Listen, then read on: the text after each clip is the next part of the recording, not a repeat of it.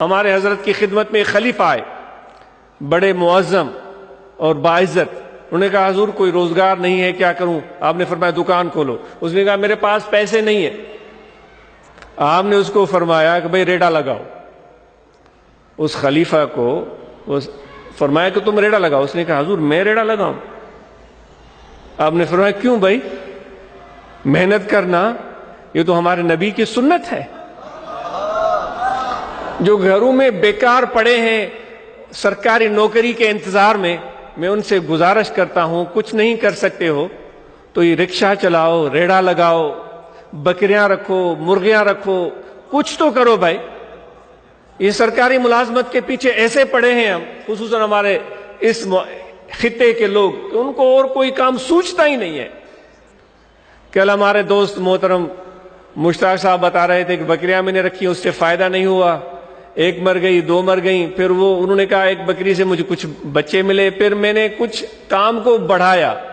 وہ کہتے ہیں اب میں تجارت کرتا ہوں، مجھے اس سے فائدہ ہوتا ہے. 70 سال وہ بتا رہے تھے کہ میری عمر ہے. تو نوجوانوں کے لیے بہترین مثال ہے. کیوں آپ بیٹھے ہوئے ہیں بھائی؟ کام کریں، نکلے باہر. گھر میں پڑے پڑے آپ پریشان اور مایوس ہو جائیں گے، اپنے لیے بھی آزار بنیں گے، گھر والوں کے لیے بھی آزار بنیں گے. تو اس لیے سب دوستوں کو دوبارہ تاکید کی جاتی ہے، جو فضول بیکار گھروں میں بیٹھ کر اپنا وقت برباد کرتے ہیں، تجارت کریں اور وفود کی صورت میں نکلیں، اور انشاءاللہ آپ کی یہ وقت کا بہترین استعمال ہے. محبت اور پیار سے چلیں اور لوگوں کے سامنے محبت اور پیار کا ایسا اظہار کریں کہ جس طرح میرے آقا و مولا حضرت صلی اللہ علیہ وسلم کا طریقہ تھا کہ مشرک بھی آتے تھے، کفار بھی آتے تھے، ان کو سینے سے لگاتے تھے، بلکہ بعض اوقات تو اپنی چادر بچھا کر ان کو بٹھاتے تھے. ہم تو غیر مسلموں پر بڑے ناراض اور غصے میں رہتے ہیں، ڈنڈے لے کر پھرتے ہیں، کوئی ملے تو اس کی ایسی کی تیسی کر دیں. خدا کے لیے یہ سوچیں ختم کی جائیں. میرے نبی کی سنت یہ ہے کہ غیر مسلم بھی آتا تھا، اس کو سینے سے لگاتے تھے، اپنے ساتھ بٹھاتے تھے. میں وہی بات عرض کر رہا تھا کہ اپنی خرابیاں تو دیکھو. ہمارا حال تو وہی ہے جو ہمارے دوست بتاتے تھے کہ ایک بلوچ کو مولوی صاحب نے تقریر کی کہ بھئی اگر کوئی بھی، بالکل ایسا ہی ہمارا حال ہے، کوئی بھی ایک غیر مسلم کو مسلمان بنا دے تو وہ جنتی ہو جائے گا. وہ مولوی صاحب نے اپنے رنگ میں یہ بات بیان کر دی. ایک بلوچ آدمی بیٹھا ہوا تھا، اس نے یہ بات سنی، اس نے کہا تو بڑا آسان کام ہے، میں نے ساری زندگی ڈاکے ڈالے، چوریاں کی ہیں، اب میں کسی ایک کو مسلمان بنا لوں تو میرا تو بڑائی پار ہے، وہ ساری چوریاں معاف ہو جائیں گی. یہ سوچ غلط ہے میرے دوست. اس کے بدلے میں وہ سوچ اچھی ہے. ایک فقیر تھا، ابھی بٹ شاہ کے ٹھٹے کے دوست بیان کر رہے تھے، وہاں کا دوست، وہ اب بھی آتے ہیں، بڑے پیارے ہمارے دوست ہیں. وہ کہتا ہے میں قوم پرستوں کے ساتھ رہتا تھا اور چوریاں کرتا تھا. کہتا ہے کہ جب میں نے ذکر لیا، صحبت کی، میرے اندر ایسی سوچ پیدا ہوئی کہ وہ ساری چوریاں مجھے یاد آئیں. کسی کی بکری اٹھائی تھی، کسی کی مرغیاں اٹھائی تھی، کسی کی کچھ چوری کی تھی.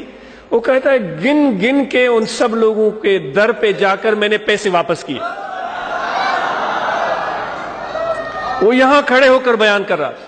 لوگ حیران ہو گئے کہ بھئی تم تو لوٹنے اور مارنے سے باز نہیں آتے تھے، آج تمہارے اندر یہ تبدیلی کیسے رونما ہوئی ہے؟ یہ ہے محمدی، یہ ہے عاشق رسول. ہم چوریاں کرتے ہیں، فراڈ کرتے ہیں، ملاوٹ کرتے ہیں، پھر چلتے ہیں عمرے کے لیے، بھئی سارے معاف ہو جائیں گے. ہم اتنی خرابیاں کر کے جب حضور کے سامنے جائیں گے، کس منہ سے حضور کے سامنے جائیں گے؟ شرم آنی چاہیے ہمیں. وہ فقیر کی مثال آپ کے لیے بہترین ہے جس نے کہا کہ ان سب کو میں نے واپس کر دیا، ان سب کو میں نے واپس کر دیا. تو اس لیے دوستو، ہم اور آپ کو اگر خدا کو راضی کرنا ہے تو یہ کام تو کرنے پڑیں گے. ایسے اتنا آسان کام نہیں ہے. سندھی میں چنان بابا اک جی ماکھی لاہنی کونے کا، کچھ تو کرنا پڑے گا. تو اس لیے مجاہد اور مرد بنو، اپنے اندر ہمت اور حوصلہ پیدا کرو. تو تبلیغ کے لیے پتہ نہیں بات سے بات نکلتی چلی گئی. جب آپ جاتے ہیں تو بہترین رویہ ہو آپ کا. ہاں، وہ میں بلوچ کی بات بتا رہا تھا، تو اس نے چوریاں کی تھی، ڈاکے ڈالے تھے. اس نے کہا ایک ہی سندھی میں چونا بابا ایکڑے دک میں مجھے کم تھی وجہ مجھے بھی چھا کپے. وہ بنیا ہندو ان کے گاؤں میں ہوتا تھا. انہوں نے سیدھا وہ بنیے کی دکان پر گیا، اس کے کہا بنیا کلمہ پڑھو۔ بھائی میں کیوں کلمہ پڑھوں؟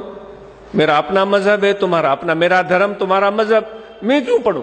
اس نے کہا نہیں پڑھو کلمہ۔ بھائی کیوں پڑھوں میں کلمہ؟ اس نے یہ کلاڑی دیکھی ہے، اگر کلمہ نہیں پڑھا، آج ہم بحیثیت مسلم کو ایسا تو نہیں کر رہے ہیں، ذرا سوچئے گا۔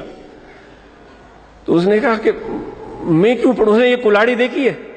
وہ بیچارہ ہندو ڈر گیا، وہ سیانے لوگ ہوتے ہیں، ہوشیار سمجھدار ہوتے ہیں۔ اس نے کہا چلو بھائی تم کلمہ پڑھو، میں تمہارے پیچھے پڑھتا ہوں، مجھے تو کلمہ آتا نہیں ہے۔ تو وہ بلوچ بیچارہ سوچ میں پڑ گیا، وہ کلمہ ہوتا کیا ہے؟ کافی سوچ کے اس کو سمجھ میں نہ آئے کلمہ ہوتا کیا ہے۔ اس نے کہا بھائی تمہارے نصیب اچھے ہیں، مجھے بھی کلمہ نہیں آتا۔ اس طرح کام نہیں ہوتا، میں ہاتھ باندھ کے عرض کرتا ہوں، اس طرح کام نہیں ہوتا۔ وہ بات یاد رکھو، جو دشمن بھی آتے تھے میرے نبی ان کو سینے سے لگاتے تھے، اپنی چادر بچھا کے اپنے ساتھ بٹھاتے تھے۔ محبت دو بھائی، محبت دو۔ اگر جو کروڑ پتی ہے، ارب پتی ہے، لوگ اس کو بھول جائیں گے، لیکن دو کلمے جو میٹھے تم نے کسی سے بولے ہیں، کسی کو پیار دیا ہے، یہ تمہارا عمل قیامت تک زندہ ہے۔ تو محبتیں لینا اور دینا سیکھو۔ تو آج کے بعد بحیثیت باپ ایک ذمہ دار فرد کی بحیثیت باپ ذمہ دار بن کر اپنے بچوں کی تعلیم و تربیت کا بہترین خیال کریں گے، اور اپنے بیویوں کے ساتھ اچھا سلوک کریں گے۔ اور بیویوں کو بھی چاہیے کہ اپنے شوہر کو اپنا مجازی خدا سمجھتے ہوئے، جس طرح حضور نے فرمایا کہ سب سے زیادہ حقوق عورت پر اپنے شوہر کے ہیں، تو وہ اپنے ان حقوق کو، میرے آقا کی تعلیمات کو سامنے رکھ کر وہ کوئی کمی نہ چھوڑے، مرد بھی کوئی کمی نہ چھوڑے۔ جب گھروں کا ماحول اچھا ہوگا، لڑائی جھگڑے ختم ہوں گے، پھر انشاءاللہ پورے گاؤں پر اثر پڑے گا۔ ایک گاؤں ٹھیک ہو گیا، پھر ایک دوسرا گاؤں ٹھیک ہونا شروع ہو جائے گا۔ تو فقیروں آگے بڑھو، اور وفود جس طرح یہاں نمبر دیے جاتے ہیں، زیادہ سے زیادہ وفود بنائیں۔ جماعت اصلاح المسلمین کے اراکین، روحانی طلبہ جماعت کے اراکین اور ممبران اپنے اپنے حلقے اثر میں بہترین کام کریں۔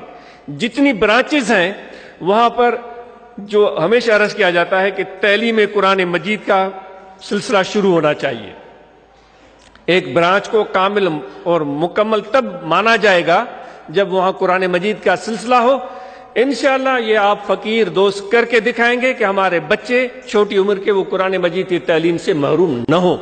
اور اس کے بعد پھر آگے ہم ایک قدم رکھیں گے، جو ابھی عاجز آپ کو بتاتا ہے کہ ہر برانچ میں قرآن فہمی کا سلسلہ شروع ہوگا، کہ ہر بندہ عربی زبان اس حد تک سیکھ لے۔ یہاں الہ آباد میں دوستوں نے شروع کر دیا ہے، گاؤں کے نوجوانوں نے شروع کر دیا ہے۔ امید ہے کہ اس کو اور کامیابی سے چلائیں گے۔ جتنے بھی ہمارے نوجوان ہیں، بڑی عمر کے لوگ ہیں، قرآن مجید کو اچھی طرح سمجھ سکیں۔ ہوتا ہے جب جہنم کا ذکر آتا ہے تو ہم کہتے ہیں کہ وہ جہنمی ہے، وہ جہنمی ہے۔ جنت کا ذکر آتا ہے پھر کہتے ہیں شاید میں جنتی ہوں۔ بھائی ایسی سوچ نہیں۔ جہنم کا ذکر آئے تو مجھے ڈر آنا چاہیے کہ میں جہنمی تو نہیں بن گیا۔ جنت کا ذکر آئے تو کہوں یہ سارے جنتی ہیں، کیونکہ آپ ذکر والے ہیں، اولیاء اللہ کے نقش قدم پر چلنے والے۔ آج سوچ کیا بن گئی ہے کہ یہ سارے جہنمی ہیں، ایک میں جنتی ہوں۔ یہ صوفیاء کی سوچ نہیں رہی، یہ صوفیاء کی سوچ نہیں رہی ہے۔ وہی جو پہلی بات عرض کی گئی تھی کہ اپنی خرابی نظر آنی چاہیے، اوروں کی خرابیوں سے پہلے اپنی خرابی نظر آنی چاہیے۔ تو جہنم کا جب ذکر آئے تو مجھے ڈرنا چاہیے۔ جب آپ پڑھتے ہیں قرآن مجید تو آپ خود اپنے لیے ڈریں، اپنے اندر خشیت پیدا کریں، خوف پیدا کریں۔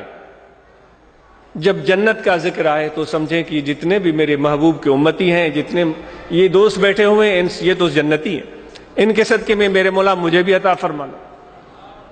تو ذکر کا یہ ہے طریقہ کہ یہاں دل ہے، اس دل میں توجہ رکھیں، کھڑے بیٹھے لیٹے سوئے جاگے 24 گھنٹے کہ دل ذکر کر رہا ہے، اللہ اللہ اللہ اللہ۔ یہ سب کو ذکر کی اجازت ہے، یہ خفی ذکر کریں، مراقبہ کریں اور صحبت میں آنا جانا رکھیں۔ بہت شکریہ۔